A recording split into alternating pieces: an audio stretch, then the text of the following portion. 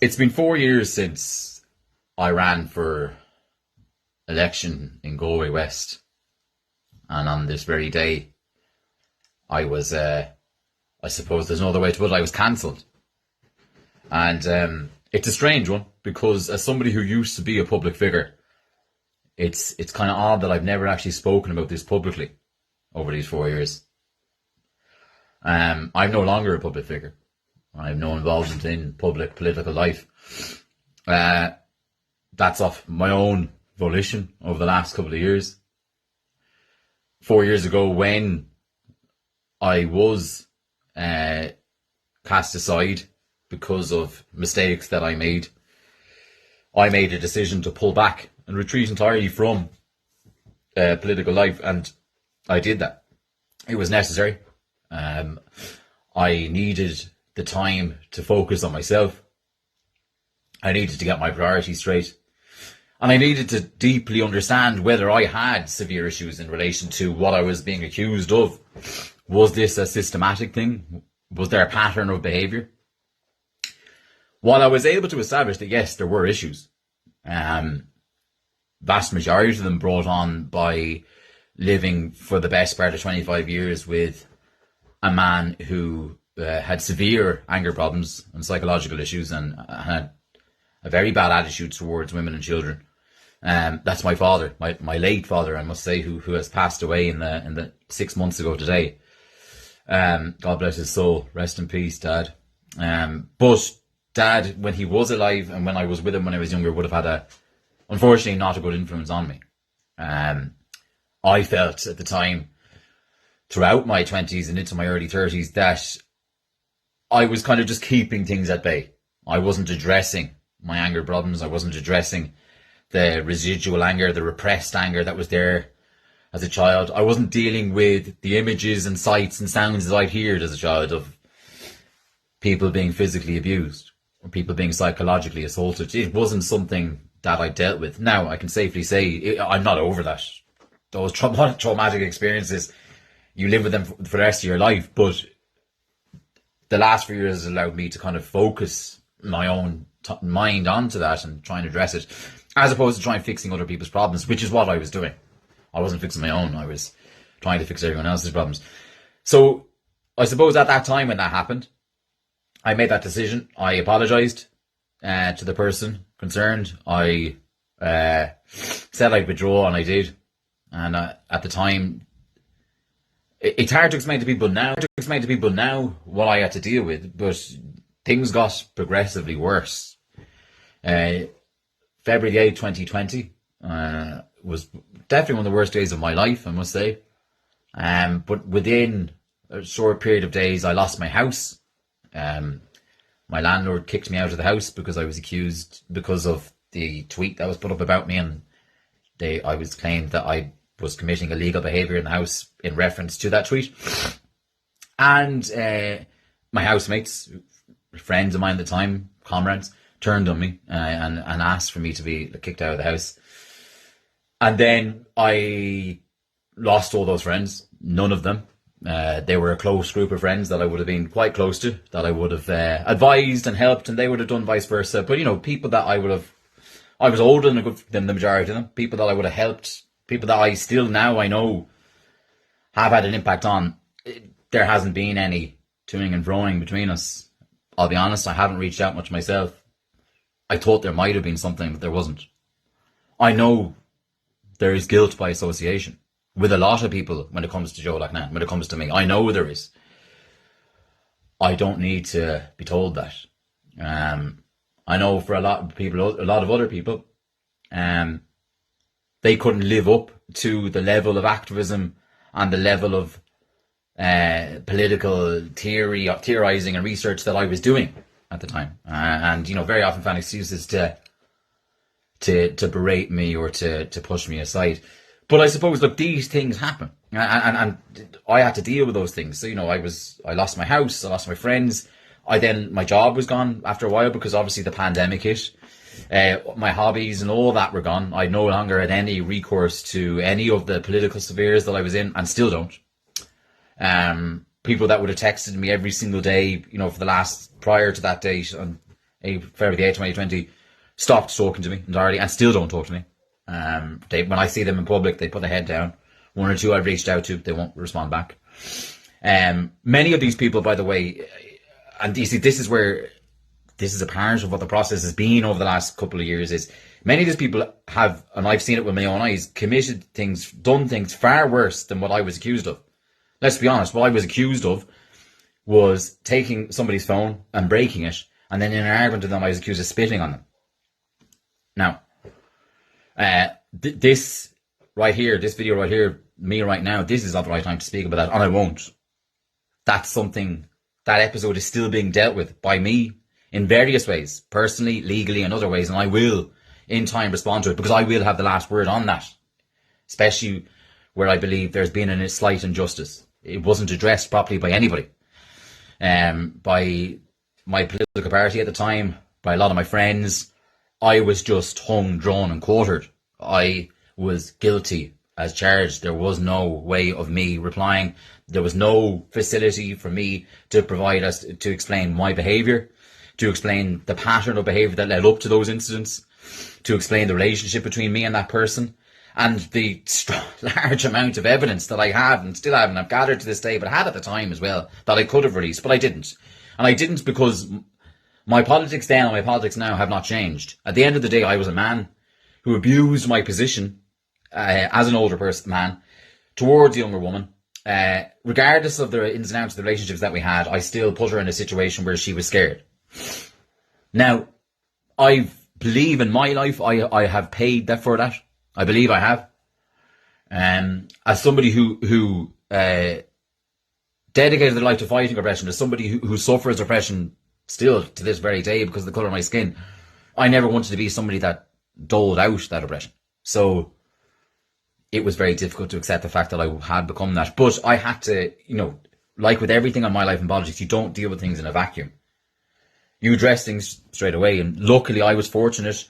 After I lost my house, my friends, my hobbies, my job, my everything, I was homeless essentially with nothing. But luckily a very close friend of mine who is a counsellor took me in, and I lived with her and her daughter for a couple of months during the pandemic. And I still to this day now, I will always say, thank you, Joan and Ella. You helped me a lot.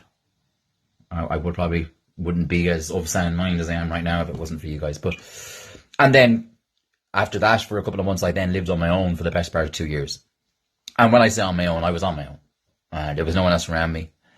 The pandemic was on. The pandemic started to go away. Lockdowns came and went, but I stayed on my own. Bar the odd visit with one or two people who are still with me now. And there were people that were messaging me, but I kind of realised myself, I need this time to fix myself. And I believe 4 years later, I'm well on that path. I suppose the point now, speaking 4 years later about it, is to say to a lot of people out there that maybe might have been concerned about where I was or where I'm at, I'm perfectly fine. I never left Galway. I heard accusations by those that were always hated me on, the opposite end of the political spectrum, that I fled the place and all this. No, I didn't. I was here all the time. In actual fact, I had to step into a very serious situation involving my family, involving two of my family members. One of those family members had hated me and was actually siding with those of a different political persuasion, but I stepped in and looked after that person. Thank God he's on the straight and narrow now. And unfortunately, the other person who was involved in that has nothing to do with the incident involving them and my brother. But my dad has since passed away, which has been tough. It's been very tough. Because I never got to address some of the things that I've said at the beginning of this video with him about his anger and about the trauma and the psychological and physical abuse. I never did get to address it with him. But I think a part of being an adult is accepting that you probably won't and trying to forgive and forget and to move on. That forgive and forget ideology doesn't seem to apply to me though, and my mistakes. And I have to accept that. That's the way some people are. There's absolutism within activism, on various sections of activism. There are people who have absolutist ideas, and once you fall down, you're dead to them. And in many ways I am dead to a lot of people. I understand that, and it was difficult for me to accept that. It hurt. It hurt a lot. The grief, the grieving of losing of that life, of 15 years of activism, 10 years of solid friend groups, built up connections across Galway city and county, just having them all burnt overnight. That was tough. That isolation, that kind of, especially for a non-white man, a young brown mixed race man, Irish man, in a world where there's so many other pressures on you as a young person, as a brown person, as a man, etc. It was difficult to deal with those things on my own, but I think looking back, it was probably essential. And ultimately now I sit here 4 years later in a better position than I was prior to running for a general election. I'm in a better position financially. I'm in a better position work-wise. I'm in a better position academically. And I'm in a better position socially. I have people around me now who are actual genuine friends. Not just extended groups of people that were feeding off me, who were, using me to kind of promote themselves, who were, using either me going up or me going down as a platform to promote themselves. There was a lot of that, and I see a lot of that, those people still to this day. And people who never acknowledged the work I did. They would only be there for the greatness, but they never would acknowledge the hard times. They never acknowledge the countless hours. I'd be working a 9-to-5 job, and then in the evening I'd deliver countless hours, whether it was nurses' protests, helping single mothers, anti-racism, pro-choice, siding with the LGBT community, housing issues, farmers' protests, supporting rural Ireland, environmental issues. My worldview was a basic one. It wasn't something that you needed to watch on a conspiracy theory YouTube video. It was just be sound. Don't be a fucking dickhead. And that hasn't changed. It's funny. Many men who in my situation, who what happened to them, cancelled and all that, you'd imagine, and I've seen them, they turn on women, they turn on minorities, and they go, woe is me. And I have such a tough life, and a bad thing happened to me. And because that one person did it, then all people like that person must be persecuted. You see it every day. I don't need to name these people. I don't think like that. I remember when I was in my late teens, early 20s, my own parents, teachers, lecturers, older people saying, you're left wing now, but don't worry, when you get older now, you'll grow out of this. I haven't. I'm not more conservative. If anything, I'm more radical. My thinking is far more radical. I haven't changed in any way, shape or form. I've had to physically stop myself at times from wanting to interject within political movements, from wanting to get involved, largely because I don't see the equivalent work that I used to do in these issues being done, especially on anti-racism. That's the part that hurts the most. In my so-called resignation as a politician, as an activist over the last 4 years, I've still had members of the traveller community, refugees, asylum seekers, Irish people of colour, and other people still contact me about issues of anti-racism, looking for help. And I'm this. If you see this now, this is, I suppose, my message to you. I haven't been able to help. I was shunned. A lot of the resources that I had available to me were cut off from me, mostly by white people. And this is the only part. It's not by people who experience racism. All these things were cut off from me by Irish white people who actually don't understand racism. And that part was very difficult to accept. And anti-racism is just one. There were numerous other campaigns. You see a Palestine flag behind me. These are just one of issues that I was involved in, that I led. And people talked about there's no leaders on the left. But we needed leaders. And I was one of them. And I know I was. Because I look now and it's relatively leaderless. In my time as an activist, and I can prove it in 2018, 2019, the vacuum that's allowed this scumbag politics to appear, trash, Nazi politics to appear, that never was allowed when people like me were around. People who were invested in the issues that they were campaigning on. When I was campaigning on these issues, I was working a full-time job. I was struggling to pay my rent, but I was also experiencing racism. And I was friends with women who were experiencing sexism, friends with people who were experiencing homophobic abuse, friends with single parents, friends with travellers. Nowadays, it seems to be the people that are fighting the fight that I support. There's a lack of investment on their personal part. And while my life was already hard enough prior to February 8th, 2020, due to the colour of my skin and an abusive childhood, and 5 or 6 years there prior to 2020 of pro-Israeli and Zionist and far-right and racist various campaigns and anti-choice, the religious side just attacking me, heaving on me. You see, I don't need to prove it. You see the articles online. Again, that's something that will be dealt with down line by me in a legal perspective, and hence why I mentioned it briefly. Academically, I'm at a much better place than I am ever been before, and there's a reason for it. But anyway, like these people attacked me, and it was very difficult to deal with that. They kind of made my life unbearable. 2019 was unbearable. I never said it to anybody around me. Couldn't even say it to my own mother. But it was one of the worst years of my life, and that's prior to February 2020. It was just the onslaught of people coming at me. From those who hated my politics and wanted me shut down, from those who were on the same side as me, who couldn't stand the fact that a brown man was doing all this work.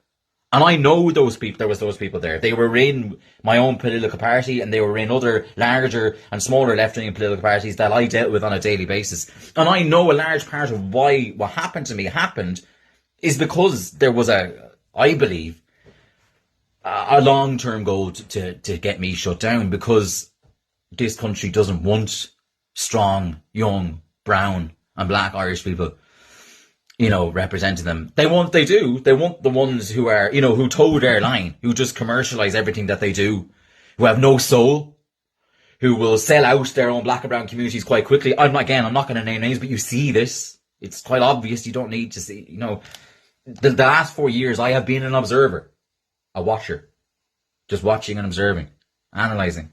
And it's sad. And I see these people who sell out their communities, and that was something I never did. I apologise when I did what I did 4 years ago, sincerely, and I still mean it. To the person involved and to everyone else, whoever voted for me, especially women. Obviously, especially women. I still regard myself as a feminist, regardless of what people think. I've done and made efforts in the last couple of years to address behaviourisms. Thank God I'm not around certain fellas who anymore who condoned kind of sexist language and behaviour. And more importantly, I'm not around men who seems to be, who put women up on pedestals to the point of where they weren't able to deal with their own self as a man in a relationship with a woman. I know that sounds quite complicated. I maybe will elaborate on that in the future, but it's something that I saw quite a lot in my friend group and on the left. And to reference the left, there's so much that I hold in to myself. There's so much that I could say and I could have said over the last couple of years, but I don't, and I won't. Because now is not the right time to be attacking the left. I don't want to be doing that. I support the left 100%.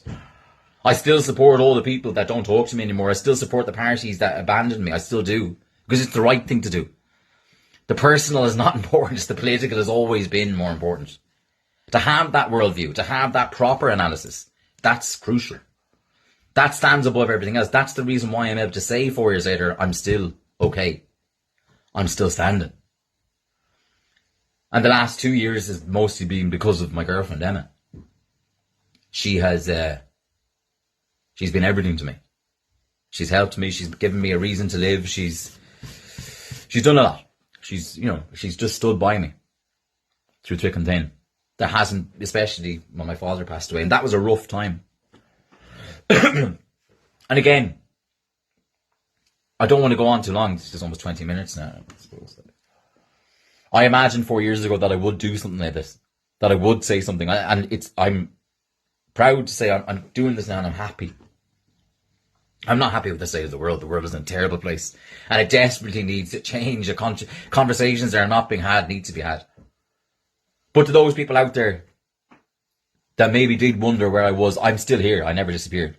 I will never be involved as a political representative again. But political research, political theorising, political critiques, I've been contributing to that for the last couple of years in my own way. And now we'll do it more publicly. Thanks if you happen to listen to these few words. they're from somebody who's irrelevant and unimportant. But to me, it was important to say them. Thank you.